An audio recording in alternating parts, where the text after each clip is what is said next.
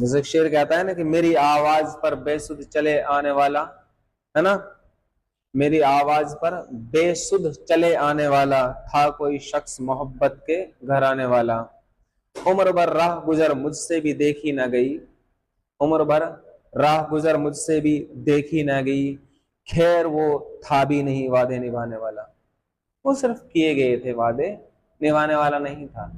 इसीलिए कहते हैं इंसान बहुत ज्यादा किसी से इमोशनल टच हो जाए, फीलिंग्स बहुत ज्यादा खुशी हो जाए, can't live without you so please don't leave me there, तो ये इस तरह के वादा इलेक्शन वाले नहीं होने चाहिए। बहुत ज्यादा खुशी हो तो इंसान वादे में ये ना बोले कि मेरा तो मन ही तुमसे शादी करने का है, बस घर वाले मानेंगे नहीं। ये दास्तानों में बयान किया जाती है, दास्तानें सुन सुन के तुम अपनी दास्तान शुरू मत कर देना, वरना तुम्हारी दास्तान भी नहीं रहेगी दास्तानों में।